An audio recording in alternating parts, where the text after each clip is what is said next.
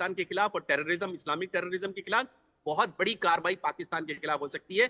ये मानकर चलिए, अगर आपने जरा भी हिमाकत करी एलओसी पर। बिल्कुल सही कहा, और उसके संकेत भी साफ तौर पर निकल कर आ गए। जिस तरीके से बांग्लादेश का मुद्दा उठा और बांग्लादेश के मुद्दे में ट्रंप ने ये कह दिया कि भारत सक्षम है, भारत सक्षम है अपना खुद का निर्णय ले सकने के लिए। तो अब अभी तक इंतजार किया जा रहा था कि अमेरिका का डीप स्टेट क्या कहता है, अमेरिका के प्रेसिडेंट क्या कहते हैं, उनके प्रशासन का संकेत क्या आता है।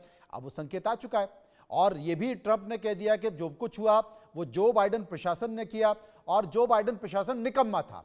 तो बात अब यहां तक आ गई, तो भारत बहुत जल्द इस बात का कड़ा संकेत बांग्लादेश को देगा। के सिन्हा साहब मौजूद है, लेकिन जिसका जिक्र नीरज राजपूत कर रहे थे कि हमास को कहीं ना कहीं चारा डालने की कोशिश की जा रही है, संकेत तो निकल कर आ गए। टीटीपी से आप परेशान हो, बीएलए से आप परेशान हो, अब आपके पास कुछ दमखम बची नहीं है, जैश ए मोहम्मद, लश्कर ए तैयबा में कुछ दम है नहीं है, तो आप सोच रहे हो कि हमास आ जाए और आपके फटे में टांग अड़ा दे। तो लगता नहीं है कि उतनी हिम्मत हमास कर पाएगा, खासकर इस तरह के मामलों में। जिस तरह से ये उछल रहे थे, जब जो 3H है, जो हमास, हूती और हिजबुल्ला, और उसकी पूरी त्रासदी देख लिए, और खास करके सीरिया में देखिए जिस तरह से चीजें हुई, लबनान में जिस तरह हुई है, वहां पर तो रिजीम चेंज के अलावा पूरा का पूरा जियो स्ट्रैटेजिक शिफ्ट है वहां पर वो। और वही डोनाल्ड ट्रंप क्यों कह रहे हैं, जो कट्टर इस्लाम की बात करते हैं, रेडिकलाइज इस्लाम, उसके अंदर में उन्होंने बिगल फूंक दी है। और बिगल फूंकने में लिए वेस्ट एशिया में पहले फूंक चुका था। जिस तरह से हमास खत्म है, अब तो हमास को जगह छोड़नी पड़ेगी। गाजा का प्लान क्या है, ट्रंप का प्लान क्या है, because they have to go other Egypt और जॉर्डन, और इसके ऊपर में सऊदी अरबिया में मीटिंग हो रही है। उसी तरह वो यहां भी मोदी साहब को एक दिया था कि आपकी जो प्रॉब्लम है चाइना के साथ हम करते हैं, और पाकिस्तान को आप सेट कर लीजिए, पाकिस्तान को कर लीजिए। तो देखिए हमारा क्या है, अभी आप थोड़े दिन पहले सुने थे रक्षा मंत्री की जो पीओके है, हम लेने के लिए तैयार हैं और हम सक्षम हैं, और all everything we will go. और मैं फिर बताता हूं, ये मौका दे रहे हैं, क्योंकि एलओसी के ऊपर में आप करिएगा 740 किलोमीटर में, तो हमारा जो 34,000 किलोमीटर ज्यादा किलोमीटर है, तो आपका पीओके तो आएगा ही। तो we are ready, militarily ready, the whole globe is ready. दूसरा जो सी पैक है इसी रास्ते से गुजरता है, जिसमें आपका गिलगित बाल्टिस्तान का इलाका है। तो ये स्ट्रेटेजिक टाइमिंग्स हैं, स्ट्रेटेजिक एनवायरनमेंट है और स्ट्रेटेजिक शिफ्ट्स है। इनको आप यदि पढ़ लेते हैं इस डिबेटों के, तो आप कहीं ना कहीं आ जाएंगे। पीओके की पूरी जनता, आप नॉर्दर्न लाइन इन्फेंट्री से भी बात आप जब करेंगे, कारगिल की लड़ाई मैंने लड़ी है, तो उसके अंदर में नॉर्दर्न लाइन इन्फेंट्री ये कहता था इनका कि साहब एक बार आप हमें केवल इशारा करो, हम पाकिस्तान से स्थापित, मैं गिलगित बल्तिस्तान की बात कर रहा हूं। तो वो सिचुएशन आ चुका है। हमने 71 में जब इनके 2 टुकड़े किए थे, और जब ईस्ट पाकिस्तान को बांग्लादेश बनने दिया, तो हमने एक प्रमाइस में किया था कि हम किसी की धरती को हथियाना नहीं चाहते, यदि वो भले ही वो रॉन्ग तरीके से बंटवारा हुआ था, अदरवाइज हमको भी कब्जा करके रख सकते थे। आज इसकी मौका हमने पाकिस्तान को भी दिया है। आज 75 इयर्स में कहा है कि 2 nation theory is not a theory, और ये थ्योरी इवन ट्रंप ये डिनाई कर रहे हैं इन वेस्ट एशिया में, और ये होगा कोरिया और जो साउथ कोरिया में भी 2 nation theory is failed theory. तो ये मौका दे रहे हैं, और मैं तो ये चाहता हूं कि मेरे लाइफ टाइम में यदि ऐसा कुछ हो जाए तो अखंड भारत, क्योंकि ये हमारे लोग हैं, डीएनए है जो बैठे हैं, हमीद साहब, इरशाद साहब, इनका पूरा का पूरा डीएनए जो है वो भारतीय डीएनए। तो विस्तृत भारत का जो हम सपना देखते हैं, तो वो ये मान जाएंगे।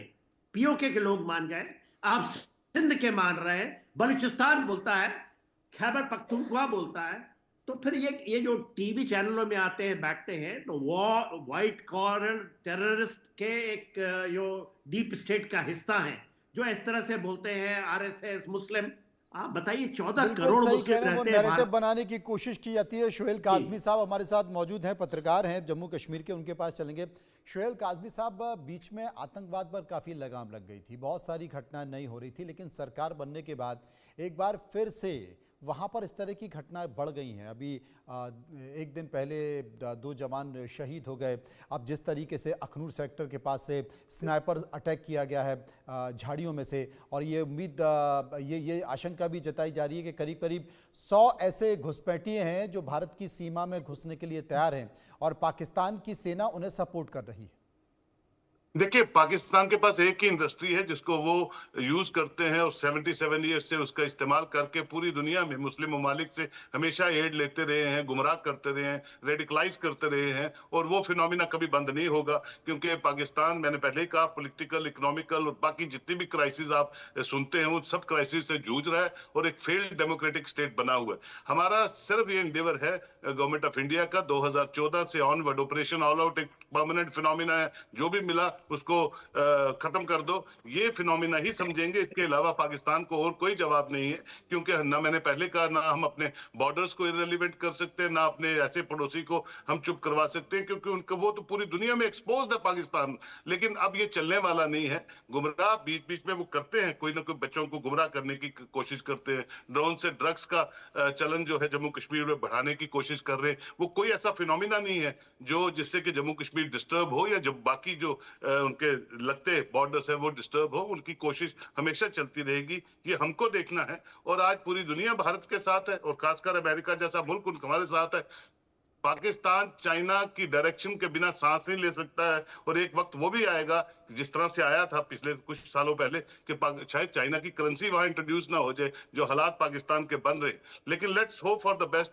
हमारी सरकार, हमारी डिफेंस मिनिस्ट्री, होम मिनिस्ट्री बड़ी सक्षम है और बड़ी मजबूती से अपने बॉर्डर्स का देख रेख जानती है, और उसमें सबसे बड़ा योगदान जम्मू कश्मीर के उन बॉर्डर पे रहने वाले लोगों का है जो अपनी पैरामिलिट्री के साथ हाथ मिला के इन नेफोरियस डिजाइन्स को बिल्कुल कामयाब ना होने दे, उसकी पूरी कोशिश में लगे रहते, चाहे हमारे VDCs है, चाहे लोकल पुलिस है। और मैं आपसे ये कह दूं कि ये ज्यादा देर चलने वाला काम नहीं है। POK के लोग ऑलरेडी अपना माइंड बना चुके हैं। मुझे लगता है 2 टायर डिप्लोमेसी में वो इलाका भी हिंदुस्तान के साथ कब जुड़ेगा आपको ओवरनाइट पता चलेगा, और जो लोग ये बोलते हैं कि वो नहीं जुड़ेगा, मैं समझता हूं वो किसी गलत फहमी में है। After all human right violation कहीं ना कहीं जब हद से बाहर होती हैं तो कहीं ना कहीं जो बाकी वर्ल्ड है वो इंटरवीन करना शुरू हो चुका है, और मुझे पूरी होप है कि उनको रिहेबिलिटेट इंडिया ही कर सकता है, क्योंकि वो हमारा हिस्सा है जैसे जनरल साहब ने कहा, और वो लोग जो है सर्वप्रिय है हिंदुस्तान के लोगों के लिए और हिंदुस्तान की सरकार के लिए। Let's hope and wait till that area is हमारे साथ जुड़ जाता है और वो लोग जो है आराम की और सांस ले सकते हैं। ये मैं अपनी तरफ से नहीं बोल रहा हूँ, ये वहां के लोगों की जो वीडियो, विजुअल्स, इंटरव्यूज और सब चीजें देखता हूँ, जो उन लोगों से मिलता हूँ। आप वहां देखिए, POK में हेल्थ सेक्टर को देखिए, एजुकेशन को देखिए, बाकी चीजों को देखिए, तो फिर आप खुद समझ जाएंगे कि वो नीच नहीं मार सकते जब तक ISI और पाकिस्तान आर्मी जो है उनको डायरेक्ट ना करे। हम ऐसी फजूल की बहस में नहीं पड़ेंगे। हम ये देखेंगे कि हमको आगे का रोड मैप क्या है, और भारत की स्थिति, भारत का इस वक्त जो ओवरऑल सिनेरियो है पूरी दुनिया में, उसका कद बहुत बढ़ रहा है, और पूरी दुनिया आज हिंदुस्तान के साथ हाथ से हाथ मिला के आगे बढ़ना चाहती है। इसका ज्वाइंट स्टेटमेंट आप पढ़ लीजिए ट्रंप और मोदी जी का, आपको खुद समझ आ जाएगी। ये पढ़ते कम हैं, बोलते बहुत ज्यादा हैं। हिंदुस्तान भी अब बोलता कम है, और उसके जो डिविडेंड्स है वो आने वाले दिनों में ज्यादा आपको दिखाता पता है चल ये जाएगा। संकेत। नीरज राजपूत हमारे साथ मौजूद है। नीरज, राजौरी सेक्टर और अखनूर से लगातार इस तरह की हरकतें दोबारा से होने लगी है, क्या आप मानते हैं कि इसे लेकर सेना एक कोई रोड मैप बना रही है, बहुत सख्त रोड मैप बना रही है, और संकेतों की जरूरत भी है? हाँ बिल्कुल मनोज, आपने बिल्कुल ठीक कहा है कि ये कुछ घटनाएं अभी बढ़ी हैं। इसका एक तो कारण मैंने बताया था आपको कि जो POK में की जो जनता है वो त्रस्त हो चुकी है, जैसे अभी काजमी साहब भी बता रहे थे। इसका एक बड़ा कारण मनोज इसलिए भी है क्योंकि जो पाकिस्तान का जो वेस्टर्न बॉर्डर है, यानी कि जो पश्चिमी जो बॉर्डर है उनका, जो अफगानिस्तान से लगता है और जो ईरान से लगता है, बलूचिस्तान का जो एरिया है, वहां पर अगर आप देखेंगे तो पिछले 1.5 साल में बहुत डिस्टर्बेंस वहां पर हुआ है। आप देखेंगे कि जो चाइनीज जो वर्कर्स हैं, इंजीनियर्स हैं, उनके ऊपर बहुत अटैक हुए। जो बलूच लड़ाके हैं वो लगातार पाकिस्तानी सेना को निशाना बना रहे हैं, उनकी चौकियों पर हमला कर रहे हैं, उनकी चौकी पर कब्जा तक कर रहे हैं। ऐसे ही जो अफगानिस्तान से जो ऑपरेट होता है टेररिस्ट ऑर्गेनाइजेशन है, जिसको लड़ाका भी कहते हैं, जो TTP है, उसने नाक में दम किया हुआ है पाकिस्तान की सेना की, पाकिस्तान की सुरक्षा बलों की और सरकार के। जो इनका खैबर पख्तूनवा, जिसको नाम इन्होंने अब दे दिया है, नया नाम दे दिया अपने प्रोविंस को, तो वो जो पहले नॉर्थ वजीरिस्तान था, उस वहां पर जो है बहुत बड़े अटैक्स हो रहे हैं। वहां पर जनता परेशान हो चुकी है कि कितने बड़े बड़े वहां पर अटैक हो रहे हैं, नरसंहार वहां पर हो रहे हैं। अभी हमने देखा था कि एक साथ ही 100 लोगों को, काफिले को ही उड़ा दिया वहां पर। तो वहां से ध्यान हटाया जाए, और इनको पता है कि जो इनकी जनता है, जो पाकिस्तान की जनता है, वो भारत के जैसे ही कोई खिलाफ कुछ होगा तो वो इकट्ठा हो जाती है।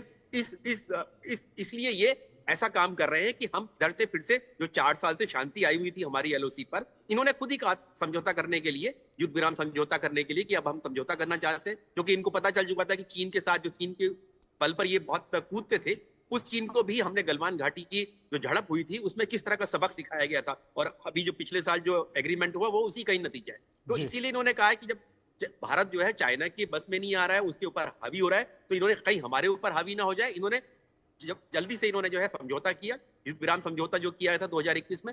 लेकिन अब इनकी आंतरिक जो हालात है वो बहुत ज्यादा खराब हो रही है, जिसके चलते अब इन्होंने फिर से कोशिश की है कि हमास के साथ तो लश्कर तैयबा को फिर से उठाया जाए, जैशे मोहम्मद को एक बार फिर से जिंदा किया जाए, और इनके जो टेररिस्ट हैं उनको फिर से कोशिश की जाए इस वाले इलाके में, खासतौर से जो आपने बताया है, जो साउथ ऑफ पीर पंजाल का जो इलाका है, जो कि कश्मीर घाटी में आप मान के चलिए कि बहुत शांति वहां पर आ चुकी है।